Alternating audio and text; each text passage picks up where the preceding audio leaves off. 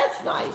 That's Yeah. nice. Oh, Well, very Adam good. doesn't have the kids, so it's Oh, kind of okay. crazy for him to do it all. Okay. Um, so that's Okay. Very good. Morning, everyone. morning. Live and on Uh, TV. excuse me, Rav. Yeah, Where's the tie? No, no tie. no tie today. Yeah, it's a war. It's a cold day, so I went with the. Very, very unrabbinic. I want you to know. I know, I know. It's I got the collared shirt underneath, but I put a little zip up sweater. Okay. Syrian get with the times. He's not wearing a dress. Something to celebrate. All right. Good morning. Oh, we need. Oh, there's another seat back there. I don't know if anyone is able to. It's my stuff. Just put it over there. We're good. We're good. Richie, you're good. You could use it. It's free. All right. Very nice. So we are continuing in Reishai and Zion. We are in the middle of Sif. It's Gimel, I think, right? Yeah, Sif Gimel. And we were really dealing with the halacha of Basif, of I have it as Reish Zion. yeah, Reishai and Zion Sif Gimel. Gimel. So we were dealing with already, but okay. Gimel. yeah, Sif Gimel. Yeah, Reishai and Zion Sif Gimel. So we left off last time. We were about to look at this very lengthy piece in the Mishnah Berurah, Sif Kata Yuches, just to remind us where we were before we read it. The case of the Shulchan Aruch was that if you left a candle, you left a little lamp on a tavla on a board, on a wooden board, or you could imagine it as being a table like what we have today. You can shake if it was a case of shachach. I forgot it there. It was not intentional that I left it in that spot, but rather I forgot that I can shake the table. Yeah, there are across the hall there are one of these kind of chairs. Okay, I'll bring it. So you could shake the table and let the lamp fall to the ground, even if it was still burning. We talked about it would be fine as long as I don't have any kavana to. As long as I don't care, it goes out. It doesn't go out. And of course we clarified that the Shulchan Aruch clarified that was only with the deal with a wax candle or something like that, or an oil lamp, which the oil has completely burned up and it's just wick that's left. But if it was an oil lamp that had the tilt that you were shaking off the table, that wouldn't be allowed because it's impossible for that not to cause havara when the oil comes, kindling the flame when the oil comes close to the wick, and therefore strengthens the size of the flame. That was what we mentioned last week, and the Ramah had thrown in last week in the middle of that, which was that better than to shake it is to ask someone who's not Jewish to do this, especially when it's the makom she'eino tzarach kol kach, when it's such a great need. And I just wanted to say one more point about that because and maybe I said this last week, but I think it's important. If I did say it last week, I don't care because it's important to say it again now, because it's going to relate to something we're going to talk about today, which is that we said in the previous siman in Shulchan Aruch, so you go back a month or so ago, we had talked about that when tiltul bin hatzad is permitted, meaning carrying something indirectly is permitted. Something is on something else, and I carry the thing on which the thing I'm not supposed to carry is on something else, and I carry the something else. I can move things, or I remove something, and that causes the thing I'm not allowed to move, to move directly to move. That's tiltul bin hatzad. I'm moving it from the side, literally. Whenever we say that tiltul bin hatzad is permissible, when there's a need, then we'll allow also just to have a non-Jew directly move it, which in some ways makes sense. If I'm allowed to indirectly move it, so what's the better way of indirectly moving it than to ask a non-Jew to do it? That is a form of indirect movement. So just bear that. Didn't we learn and how to reinforce last week that that's a pasik resha? It depends on the situation, the details of the case. I mean, the psik ratio case was the oil case, which is why we said the oil is not okay, right? If you try to move an oil lamp, you try to shake off the oil lamp off the tavla, that's not good because that's as the Mishnah Berurah, as the Shulchan Aruch said, karvenu el hapsila. It's impossible for it to not come closer to the wick, the oil, and therefore you're gonna, even if you didn't intend on it, it's a foregone conclusion that you will create a bigger flame, and that's something that's problematic on Shabbos. But just on the very narrow point of, if we allow something, whatever the case is, right? The earlier case is the case of tiltul min hatzad, where I shake the wax candle off the table, and if I'm allowed to do that vis-a-vis tiltul min hatzad, then having an anju do it is also permissible, because there's no worse than tiltul min hatzad. But he has to do it in the same way. No, Can't just take the I think he can do it candle directly. That's why I went back yesterday. I was really looking careful about this. I think he can do it directly, because me as the Jew, my involvement in this, if I look at the situation, I study it. I say, here's a situation where it is permissible for me to engage in tiltul min hatzad, moving it indirectly. Okay, once I have ascertained that is the facts on the ground, one way that I can move it directly is to ask an anju directly to move it. Okay, it's one of the exceptions, I would say, to the rule that I've said. That the starting point is always, when it comes to an anju on Shabbos, if I can't do it, he can't do it. Right. This is an exception to that, because I'm saying he doesn't have to do it by shaking it. Also, he could directly go ahead and move it on my behalf, because when it comes to muktzah, moving muktzah is one of the areas, as long as there's a need, it's one of the areas where the rules of Amir al-Anochi doesn't fully extend. I was reading about this yesterday very carefully in the different Mikoros. That is an exception, because it's already D'Rabbanan in nature, and now if I'm allowed to move it for myself, I'm allowed to move it for whatever reason. Min Hatzad, this way, that way. Well, the non-Jew is like the Min Hatzad. It's not me, it's something else that's moving it. So that's like the svara, I think, behind the reasoning, the logical reasoning behind it. So now, that was what we were talking about last week. And we ended by saying that if I put it down, let's say I put the nair, I put the little lamp down on the table, and this time I do it midas, with knowledge and understanding. This was not me forgetting. I knew what I was doing. I put it down with the intention to leave it there. So then, Asur Linara, the Shulchan Aruch had said that it's prohibited to shake it off. Shaharei, why? And this is the fourth line down in the Shulchan Aruch, in the middle of the line. Shaharei hatavla hibasis davar ha'asur. Because the tavla, the board, becomes a base, a holder up of something that is prohibited to move. The lamp is prohibited to move. It is prohibited to play with it in any way, shape, or form. And this tavla is serving and holding up the nair, and now the basis also becomes not movable. So even after the candle, just on a simple level, we'll talk about the Mishnah Berurah says in a moment. If the candle was on there, now the tavla becomes basically treated like the same way we treated the candle, not movable. Because your intention was to leave it there. My intention was to leave it there, and therefore, the thing that holds up something that is prohibited, if that's its main function, there's a lot of details we're going to talk about in the Mishnah Berurah here, then that tavla, that board, also becomes now the status of set aside. You might call it muktzah. I'm going to be careful about how I use that term, but it's now not movable. And I'm careful to say the word movable here. Touchable, yes. I can still use the table for other things. I want to eat on a table, and the table is a heavy piece of, it's like this. When I go like this, the table's not moving, right? So if I wanted to eat on the table, even though the candle, it shakes, but it's not. It shakes in a way that's not. It doesn't look. Matters here is what it looks to the eye. It doesn't actually look like it moves. Okay. Then it's also for you. No, I'm kidding. Okay. I love it. So, yeah. And I'll repeat the question Richie's asking in a moment. Yeah. Designate the place where this kli is going.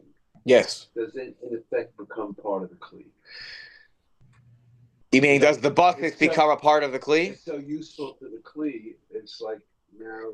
That is sort of the svara here. Yeah. So Richie was saying is the reason that the thing that's the basis, the tavla here in this example, is the reason it becomes prohibited to move, like the thing that's on top of it, because it's a part of it.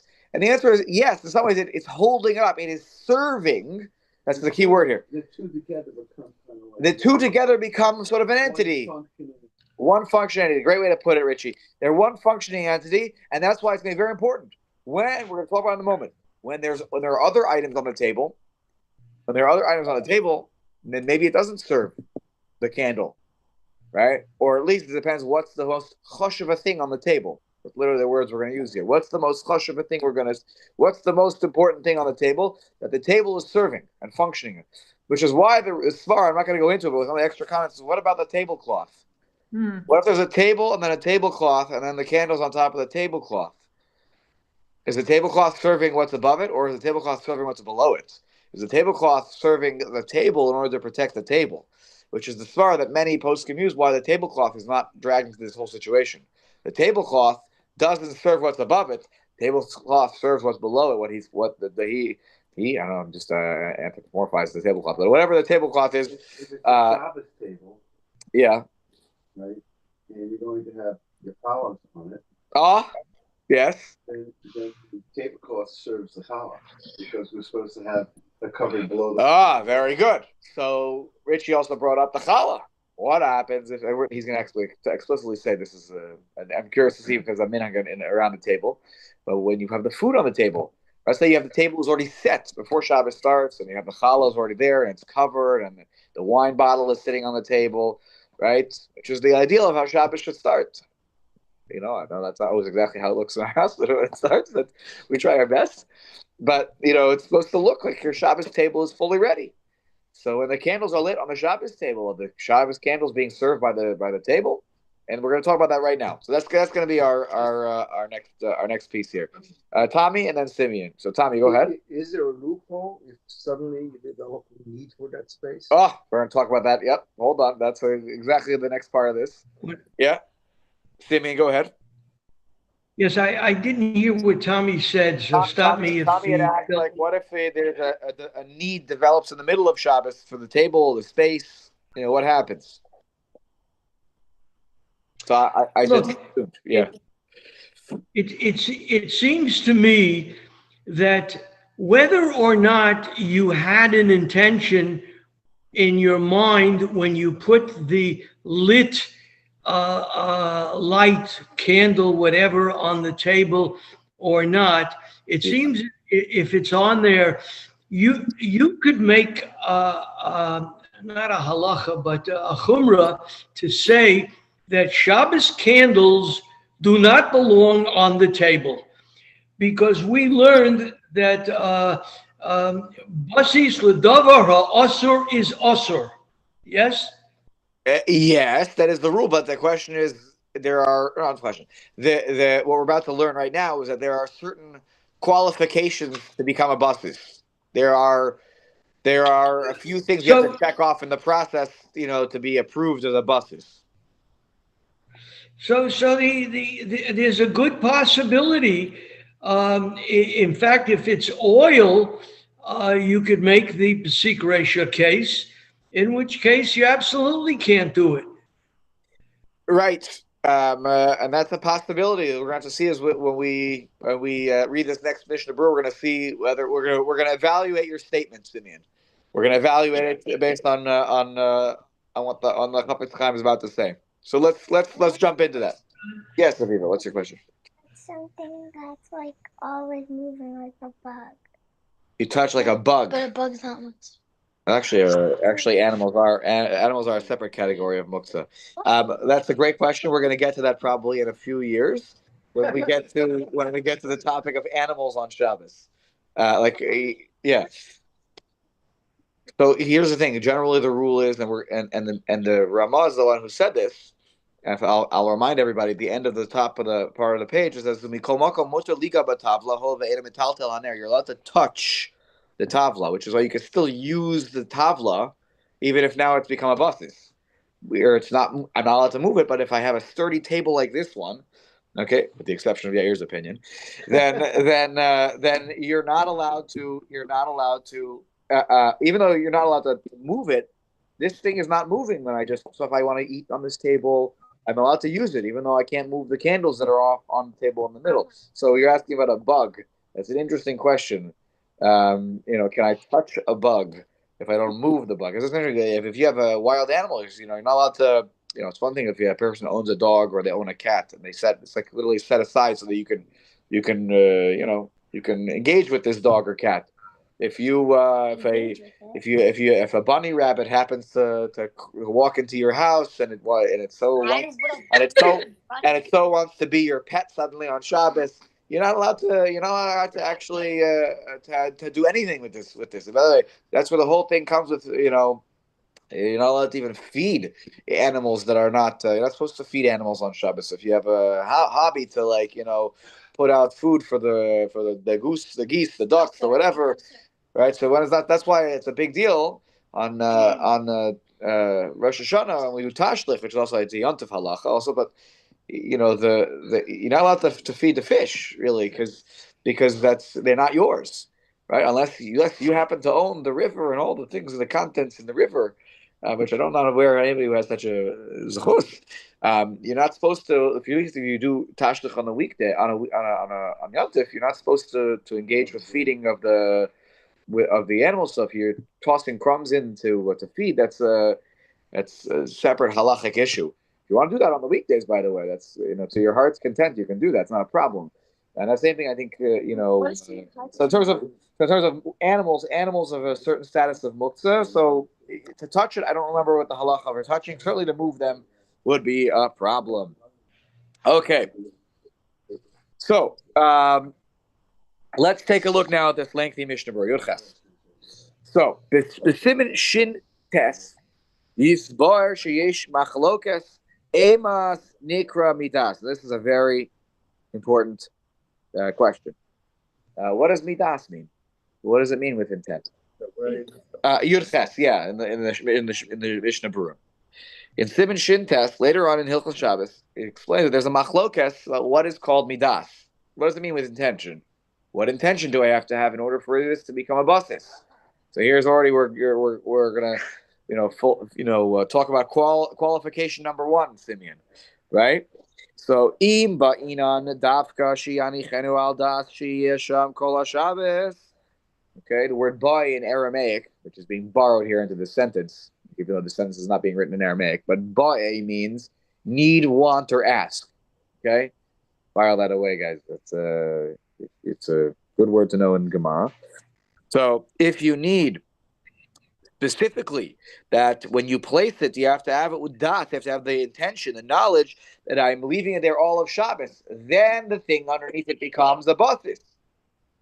Oh, afilu rak b'knisaso lechud, or is it just that if I put it down before Shabbos starts, then my intention is that it's this there for the beginning of Shabbos.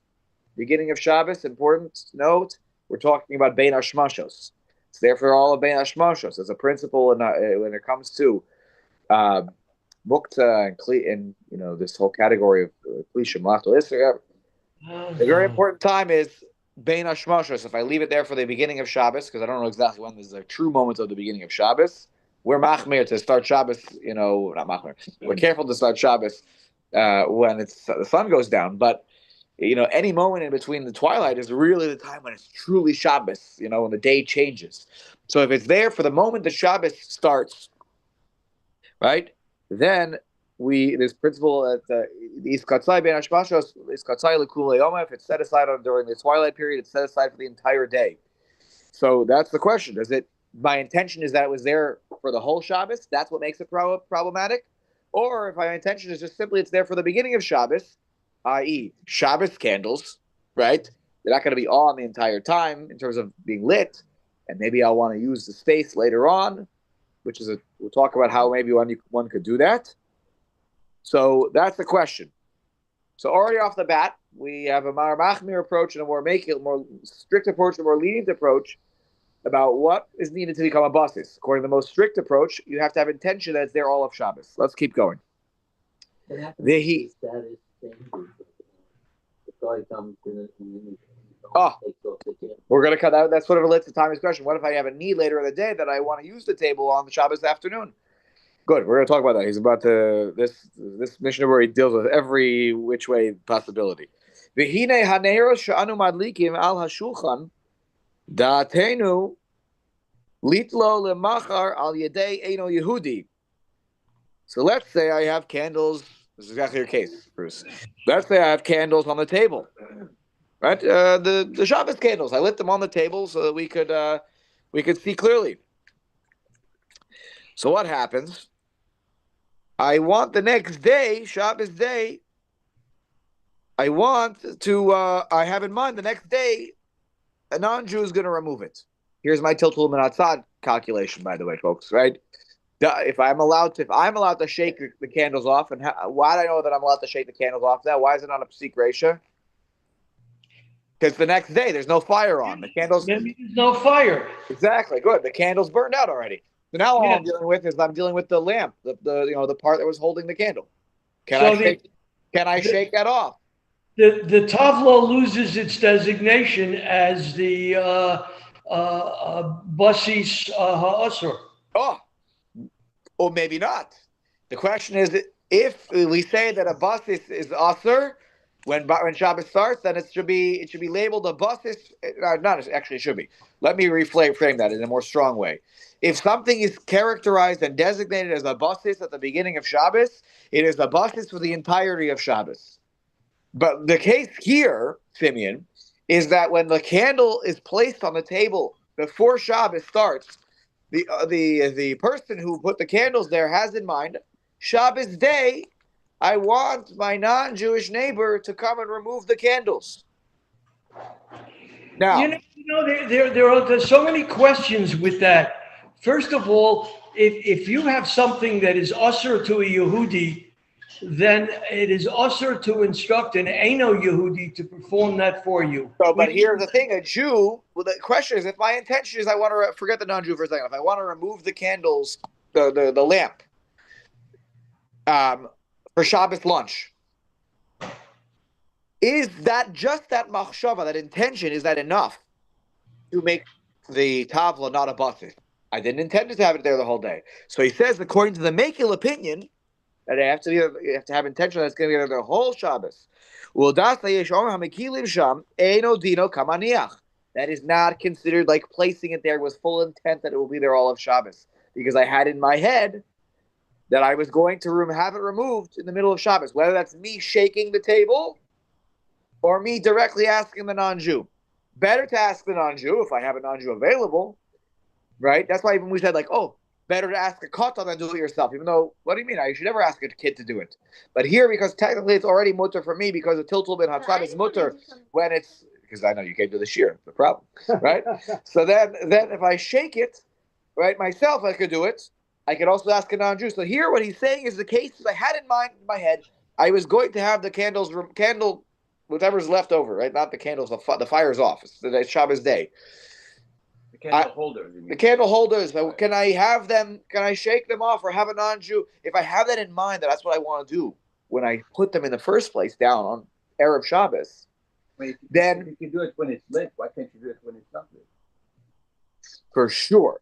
But let's say I wanted to leave it. I have intention that I want to leave it on for the beginning of Shabbos. I want it there Friday night, the whole night. Does that intent? So according to the Mekil approach, right, that it has to be das for the entire Shabbos. That's enough to ensure that the tavla is not a basis, and therefore v'lo nasa hashulchan hamapa basis l'isur. The table and the tablecloth and anything that's underneath this is not considered a basis. And I point out to you, and those of you who have my edition, which I know as Tommy and Jeffrey have the edition that I have, number 26. If you read it, I'll leave it to you to do it. It says what I said about the mappa tablecloth part, which is that tablecloth may never be a problem because of what it serves. But certainly the chiddush is that the shulchan is not considered a basis, which allows you to now literally shake the table in order to get the candle, or more realistically, because as we'll say later on the Mishnah Berurah, he's going to say, well, if you have metal, very delicate candlesticks, you don't want to shake it off the table and it gets dented, and it's that's very precious to you. So you're gonna so better to ask a non-Jew, because you could technically shake it and let it get dented. You could do that, but if I can also save myself the trouble for that, so I'll ask a non-Jew to do it. So that's permissible. Yes, Richie. Yes. It's only the Rabbanon. Yes. The Muktzah, the Isser of Muktzah, is the rabbis created it. Why? There's a couple of different theories, but one of them is that Muktzah is a problem because Shema Yavi Reno Dalet Amos V'Reshus HaRabim. Because because the less carrying you do on Shabbos, less moving things that you do on Shabbos, the less potentially you have an Isser of carrying in a public domain. Yeah.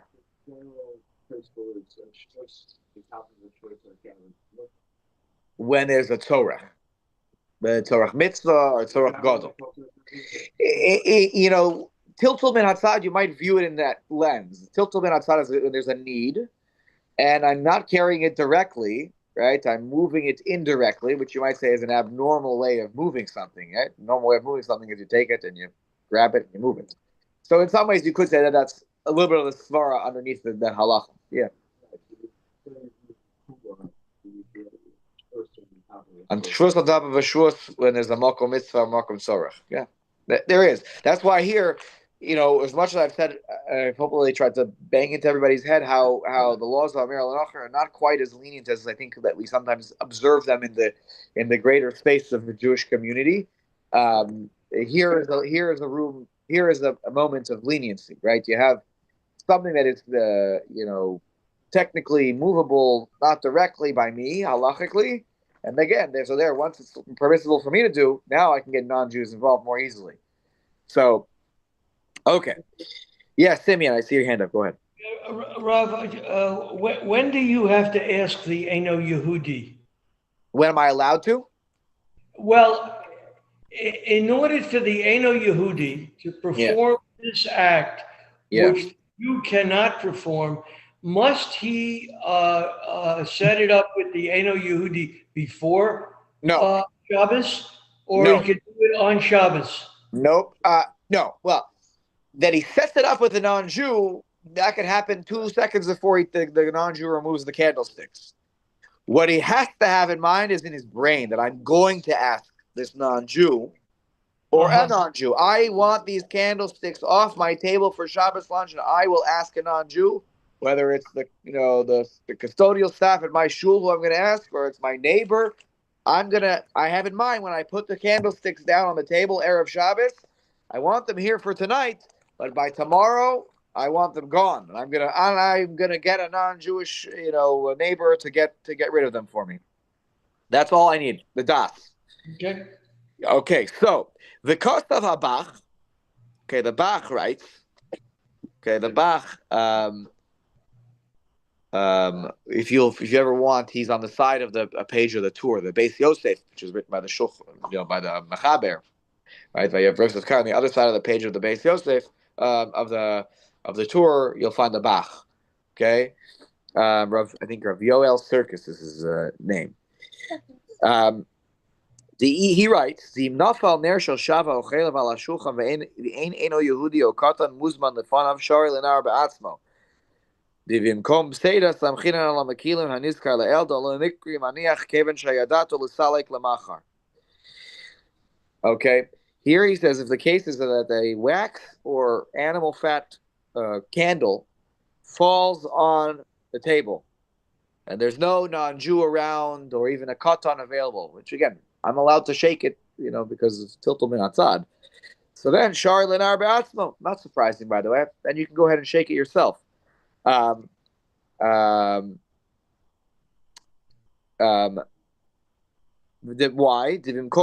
are we not machmir here? What need do I have? It fell, and maybe I have no need to move it though. What's the need? What's the heta that I have to move it? Why can I engage in total matzah? What's the need here? Is it in my way? It's going to burn the table. I'm gonna lose. My property is getting damaged. The tablecloth is going to go on flames. The table might go up in flames. The house might not, because the rest of my house is not made of wood. right? In those days, as much they weren't so much wood, at least in terms of the floor, what was going on. And so I have some sort of small fire going on. In a situation of loss, we'll rely on the most lenient opinion that we mentioned before, that it's not called maniach if since I have in mind to remove it tomorrow. And I'm gonna want. I don't want this candle to be there. I never wanted this candle that fell on the table to be there all day. So therefore, I can go ahead and shake it off, particularly because also there is a loss going to happen here, and that's why it's dafka only when it's wax or animal fat. If it was an oil lamp that fell on, now I am dealing with a psik ratio potential.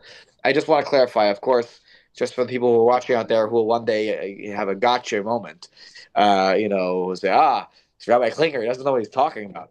Okay, if you have a fire in your house today, I would hold very differently about putting out the fire. You need to put the fire out. This is not the days of the Talmudic homes. Today, so many things are flammable very quickly, and one should put out a flame because it's sakanas nefashos.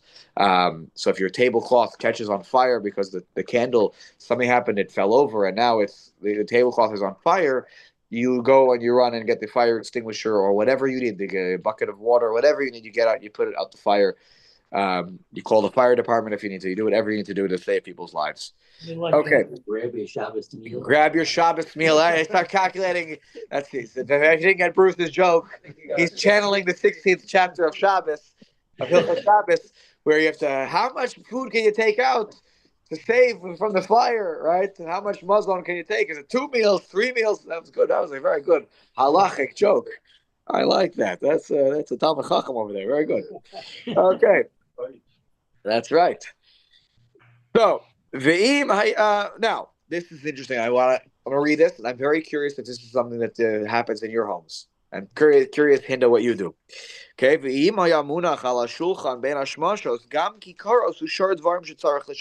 Let's say if during the twilight period, the Ben Hashmashos period, there were loaves of bread, the challah was on the table. Right, the kikaros, right, the loaves of bread are on the table, or something else. Maybe I set the table. I put the fancy china. I put a bottle of wine already on the table. There are other things during the Bein Hashmashos period in addition to the Shabbos candles. And here, a very important point: it's dvarim shetzarich l'Shabbos, things that are needed for Shabbos, not that I put a fancy vase that's a decoration, which I guess you could say is for Shabbos too, if it's a decoration for Shabbos. I don't know. Let's say as opposed to something that doesn't have a real Shabbos need. Okay, maybe you could think of a better example than me. But pshita dehem chashuvim yoser min haner. It's obvious that the challah and the wine, all those other things are more chashuv. They're more important than the ner. Dahainu min shel heves haner hadolekes, meaning more important than the flame of the candle that is burning. V'nase basis ligabayu, and therefore it's a basis for them too. It's a basis for the challah. The table's not just holding candles now; it's holding challah.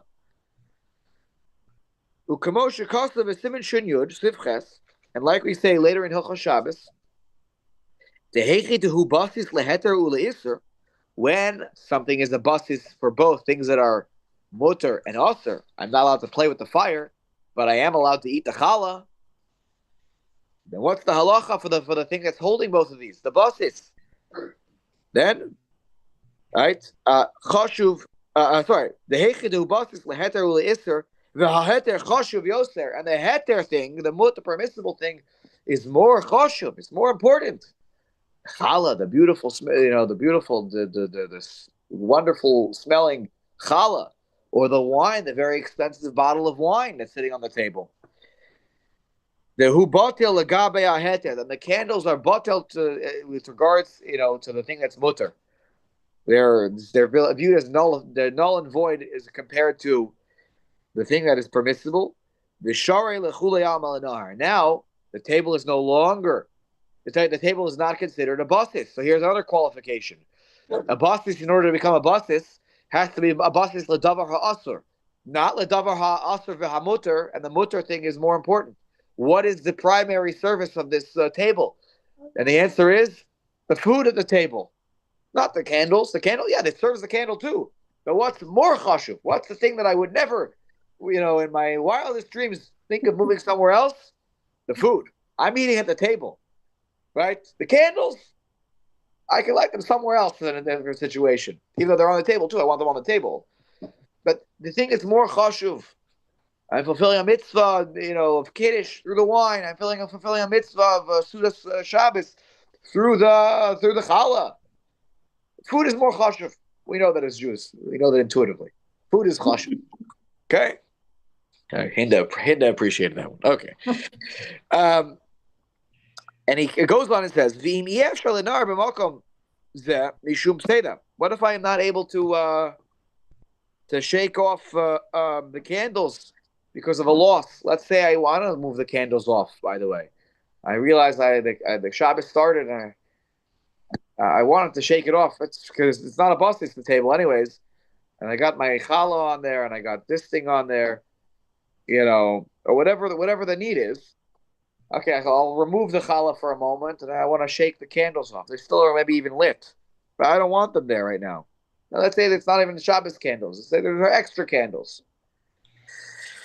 And that's like, so I said, let's say I can't shake it because I don't want to lose things. Meaning what? I'll set something on fire on the ground that's gonna catch fire when I shake off the candles. I don't want that to happen.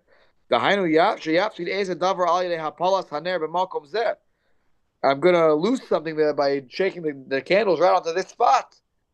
There's a beautiful rug underneath. Let's say my home has a dirt floor, but I put a rug under my table because I wanted to add chashivas to the space.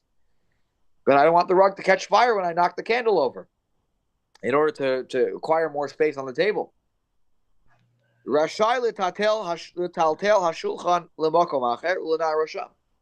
know what I'm allowed to do?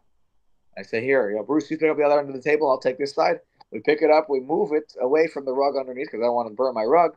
And then I tilt the table and knock the candle off. That is permissible to do, to move the whole table and then shake it. Yeah, Richie.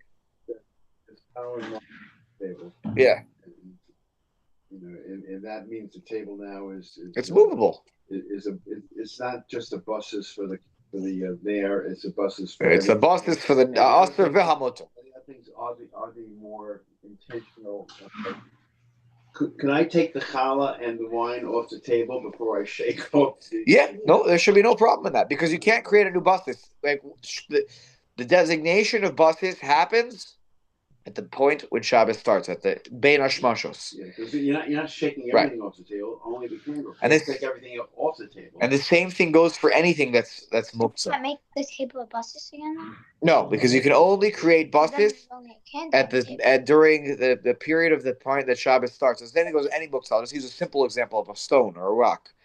Let's say that there's a rock that's sitting right near whatever your front door, your front steps that looks like fun to play with.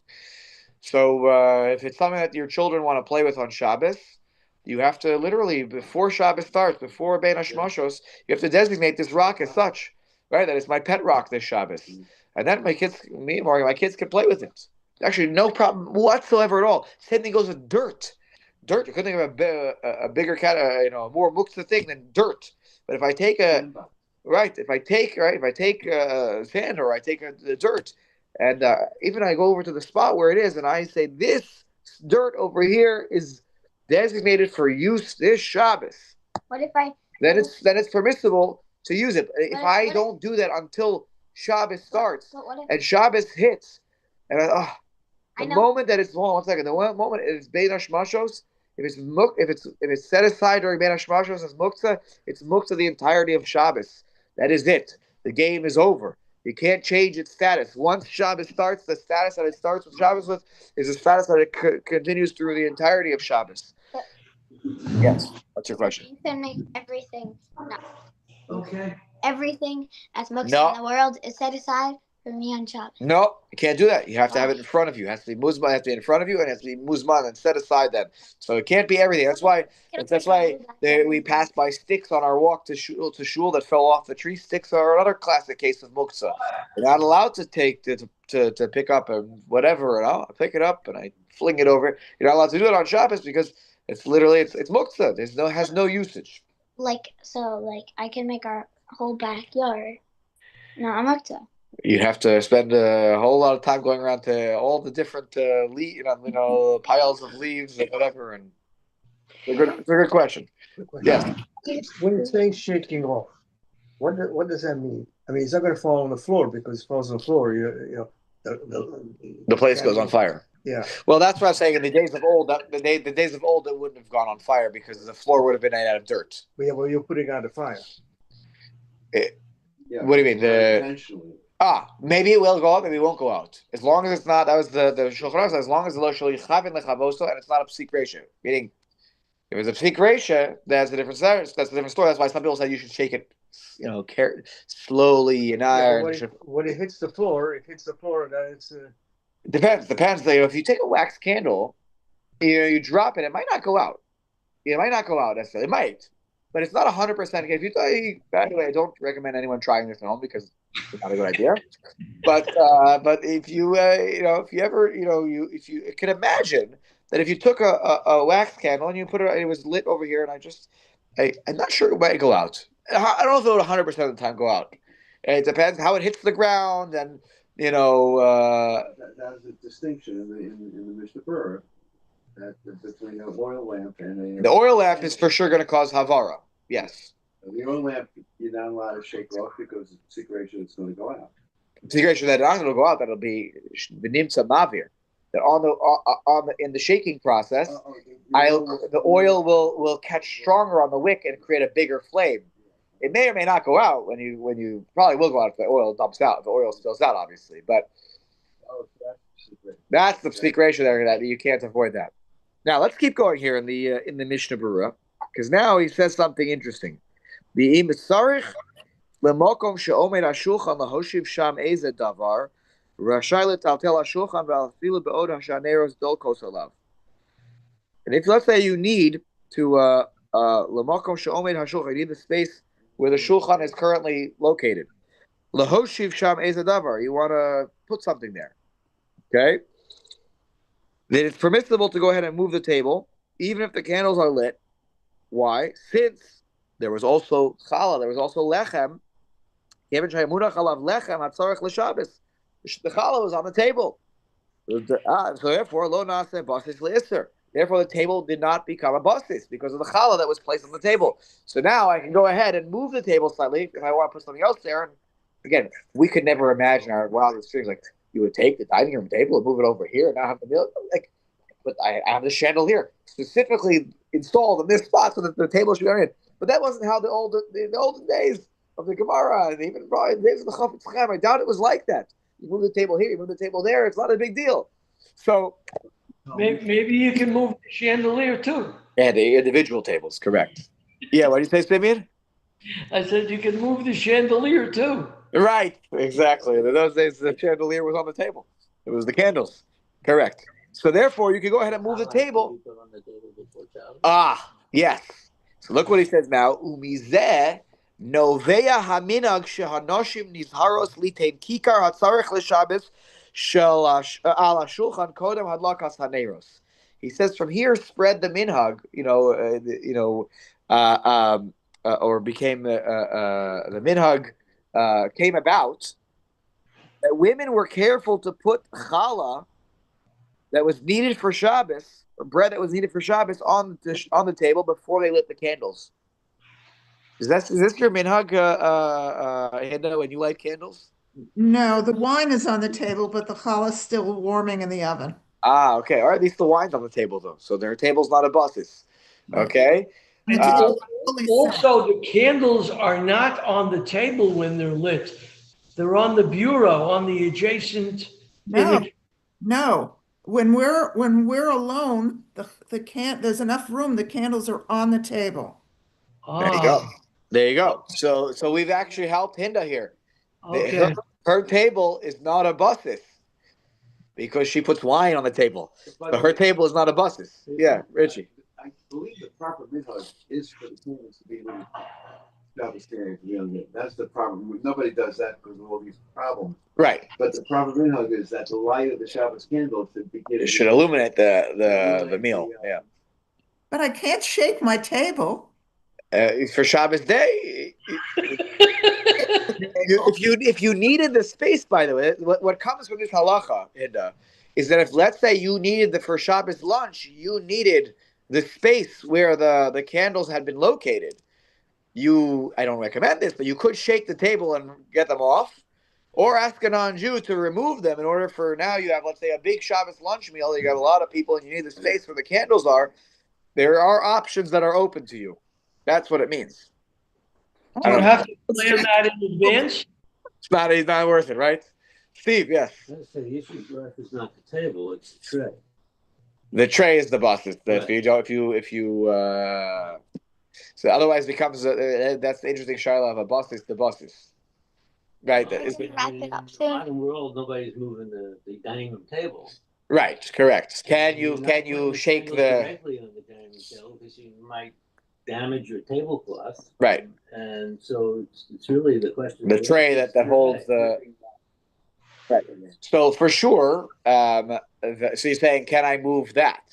Yeah, that's a tricky question. So those of you who are listening on Zoom, Steve asked an excellent point. Right, most of us put our Shabbos candles on a tray, right? They're like usually so. So the tray is certainly a buses. Is there a challah on the tray? The answer is no. There's no challah on the tray. The table might be fine. Table might be fine because it has the wine, it has the challah. You know how to shake the tray. You can shake the tray. But how can I shake the tray? The tray is the buses. Wow. So now, but I could probably shake the tray with the table. Right. Meaning I could shake the table to get the tray off the table.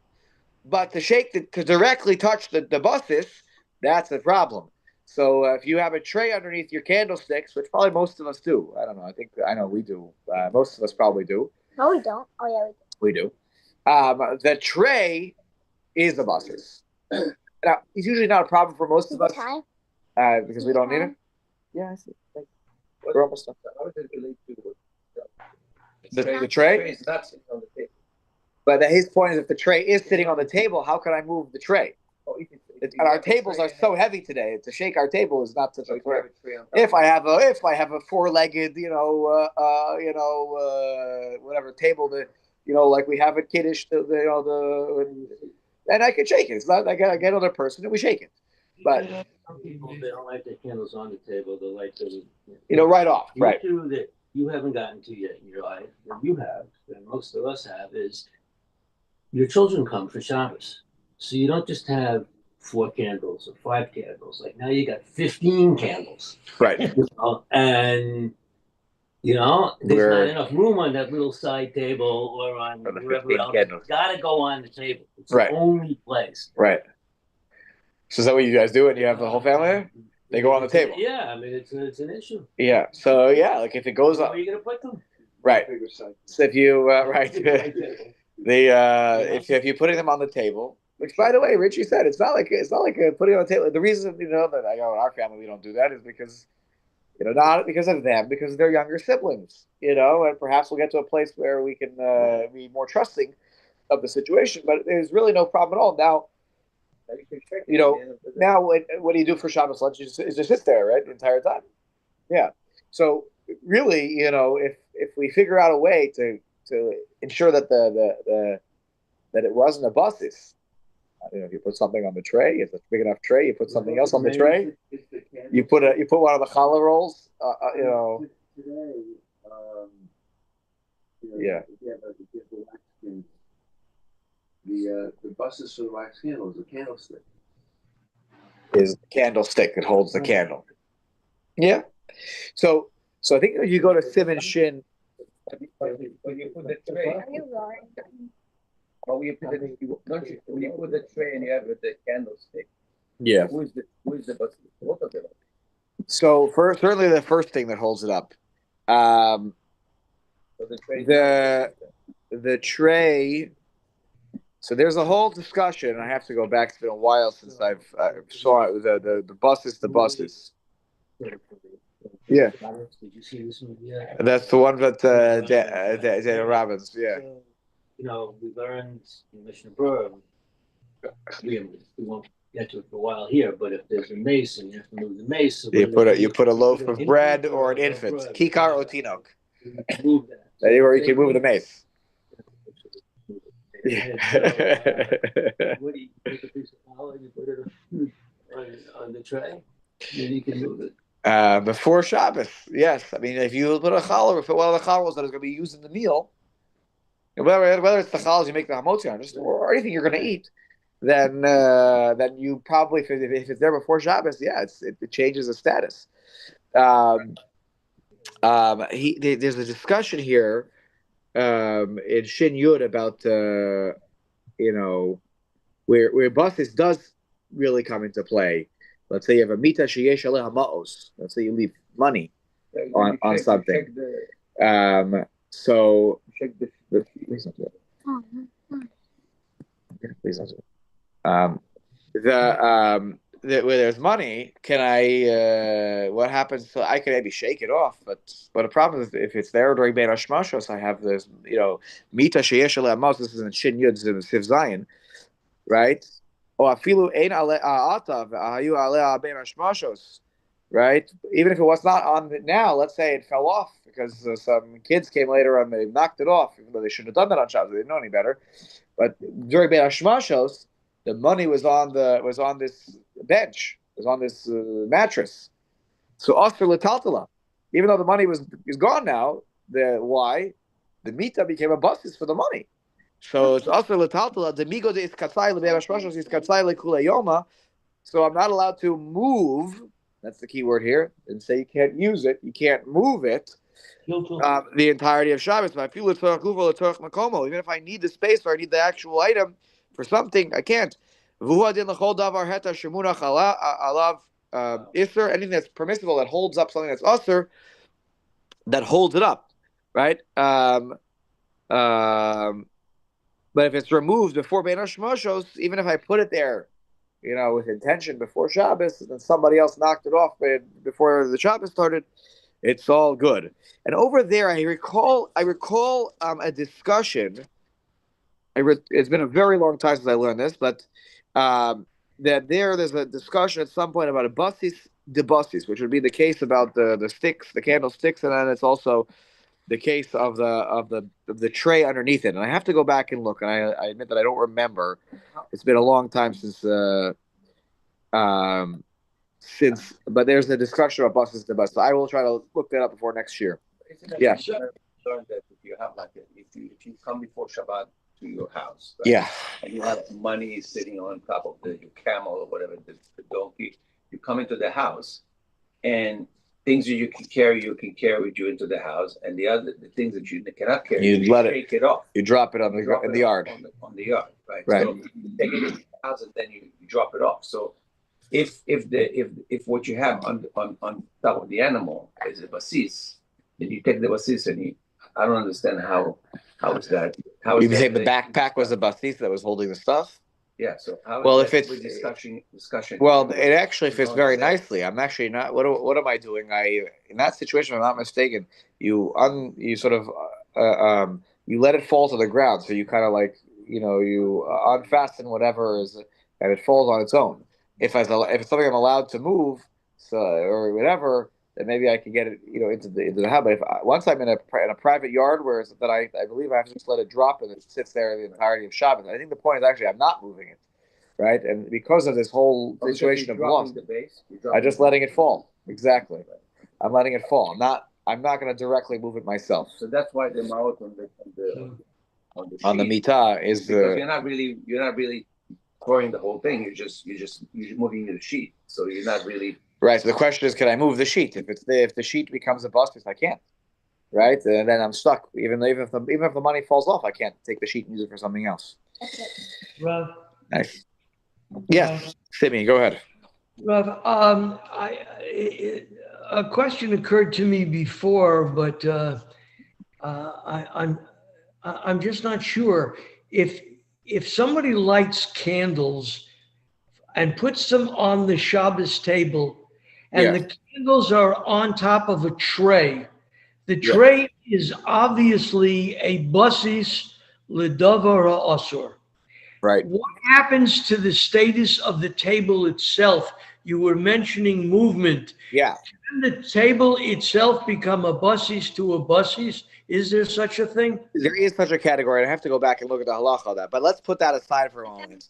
The reason the table shouldn't be a problem, according to this minhag that is mentioned here in the Mishnah Berurah, hold on one second here, is because there's already challah on the table. So no matter what happens with the candles, no matter what happens with the tray, the table should be unaffected because the table has challah on it, and therefore the table is also holding up a davar that is, that is a heter. This isser is holding up isser and heter. So if it's holding up isser and heter, and the heter is more chashuv, it's not a basis. Yeah, I hear that. Look, I don't want to go on and on, but when you give the final exam, I have no idea how I'm going to answer that question. You'll answer it very well. I trust my students. I trust my students. So the minhag here is that the women used to light candles only after putting the challah on the table, in order to avoid this whole problem. Uminag nochonhu, and it's a good minhag, says the Mishnah Berurah. That way I can move the table when I need it. Again, they probably didn't have dining room tables as heavy as the ones we have today, right? But they wanted to be able to move the table the rest of the Shabbos. And so when you put the challah there, it's a great minhag because it's your fail-safe that my table will never become a basis. What? Yes. Rules of basis. All right, so go look up if there's a basis to a basis, okay? Keep going. Good job. I don't know. You look. Okay. Only if the candle is a oil lamp. Because if the candles are on, and I need to move the table for whatever reason, and there's the oil lamp, so I have to be very careful to move it benachas. Carefully, slowly, gently. That way I won't create the oil coming too close to the wick, creating a bigger flame, or to distance it from the wick, in which case it will diminish the flame. Which is a problem on Shabbos. That's what we talked about. So if you have an oil lamp on the table and you can move the table because there were follows on the table too, when you pick it up with your friend who's on the other side, you're going to move it very carefully, very slowly, in order to not create a problem with the flame, the size of the flame. The Prima Godim sides and says, but once the candles go out, he says, I don't like this idea that you can move it and then shake it off somewhere else. He says, if the candles have gone out, and you want to move the table, then you know what you should do, because the table has no problem. Who said that you can start to move mukta tiltul min atzad when you don't need to? The least amount of tiltul min atzad is the way to go. What if the challah is still there? What if the challah is still on the table? Well, that's not a problem. The challah, first of all, I can pick the challah up and then I'll put it back down because I can move the challah. Doesn't the challah give you license to move it? But it's not ben hashmashos anymore. Now the candles are already off. It's we're well into Shabbos now. The shulchan is not a basis. Remember, a basis is only created during ben hashmashos. Whatever happens during ben hashmashos creates status for the rest of Shabbos. The muktzah status of the candles is still consistent, even without the little oil lamp. The oil lamp. You think about the little oil lamp cup, whatever you want. That's for sure a problem. That's why I can't directly move it. But the question is, can I take the table, move it this way, and then I'll shake it? Or must I shake it right away and then move the table? And the Prima Godim is machmir to say, if the candles are off and you need to move the table, then go ahead and shake and you need the space of the candles, and you need to then shake the candles first before you move the table. Because, I'm able to shake it right away. And it's made of metal and it's not going to get damaged when I shake it off. Then you should shake it off first and then move the table wherever you need it. Right? But to move this extra, the candles or the candlesticks, what do I say? You shouldn't do. Now, one last point before Yair shares his research with us is that my extra notes here in the Mishnah in his Dirshu says if I would damage it, it's silver candlesticks, and it'll get dented in the process of shaking it off. Then you don't have an obligation to have to shake it off first. No one said you have to damage your property. Are we talking about B'makom Seda? We can rely on the most lenient opinions here. So if you're going to dent your silver candlesticks, and this is going to cause an issue of the value of the candlesticks, cause shalom bayis, then you can rely on the lenient opinion. They don't have to be machmir like the Pri Megadim here. You'll move the table along with the candlesticks. It'll be fine. What's your research here? What about a bustis to bustis? Oh, you did find it. Look at this. He very resourceful. While I'm giving a shir, Yair pulls off the shelf halachos of muktzah book, and then he goes a base to a base. See, so I remember learning this. Okay, which simon is this in the notes here? Simon Shin Ches. Okay, very good, Yair. Shkoyach. Very good job finding this. Okay, very good, very good. So the rules of a bustis are not restricted to one item directly supporting the muktzah. Rather, any and all items which directly or indirectly support the muktzah, kind of like what Richie said, it's part of the structure of holding this thing up, are deemed a bustis. For instance, money placed in a dish, which has been put on a tray on the table. Not only is the dish a bustis, but all supporting bases. In this case, the tray and the table are obviously in the bustis. I will just add though that if there are other things on the table, there are other things on the tray, then it's the whole reworking of the formula like we talked about today. And he actually points out here, look earlier about a nerach al shulchan, right? V'yeshi stapek begeder basis the basis ha'im amrina dasit nase hatas basis laner v'achar kach nase ha'shulchan basis latas, meaning the little tray, does that become the basis to the candles, and then the table becomes the basis to the tray. Kulam nasim basis lehamuktzeh ha'elyon. Right, v'yesh lo chechtas melashon haGemara Shabbos. Okay, here's the whole proof here. All right, the hare kulam nasim basis l'shal heves. Interesting. Okay. So there you go. Have a buses to a buses. You can, but that's the point. If there are even so, let's say like Steve's case where they have a bunch of. Sure, really great. Thank you. It was very, very, very helpful. The case that Steve has when he lots of family, or Hashem, lots of family around and lots of things, it doesn't mean his table is problematic to move unless there was nothing on the table when Shabbos started except for the candles.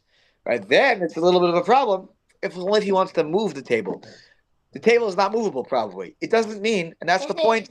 That's the point of the Ramah. Back up on top, because now we finished that Mishnah Berurah, that it's okay. Liga batavla. I could touch it. I'm not moving the candles are not moving as rod. Like I could touch the lamp in the Beis HaKnesses where the lights in the shul. The haneros dolkos alav, and I touched the thing I touched the little case, the glass, whatever, the candlestick. I could touch it. I know you're sounding like your places to be. I'm done after this. I can't shake it, and that's what. And we'll read this next time. The Mishnah Berurah says that as long as the nair is kavua, it's not movable. I can go ahead and touch the candlestick as much as I want, because there's no isser in touching. The isser is in tiltul, which makes sense. If you say the whole isser comes from the oraisa, of guarding against moving it. Dalad Amos Bereshus HaRabim. The whole point is about moving, not touching. Touching is not a problem, and therefore, if I need to use, even in Steve's case, I want to use the table. The table's not moving. Yeah, I know. Yair points out correctly, sort of scientifically, that every time I do this, the table does move, but it doesn't move to the naked eye. And that's going to be fun. Yes. Abraham had two votes. Yeah, what does he have in there? He says, Magash v'alav nerot Shabbat on the Hanukkah. Oh, okay. The Hanukkah candles also. Okay.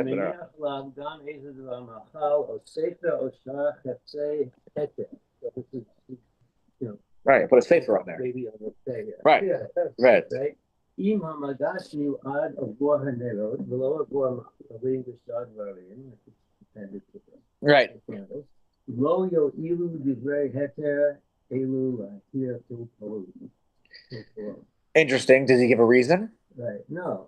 אפילו הם תכשיטים יקרי ערך מאוד, ושווים 10 מונים מחתומות השבת או מנרות הכמה. Wow. So Sorry, what was it? he basically is saying that Even it's if the thing you put on the tray more valuable. more than the candlestick holders.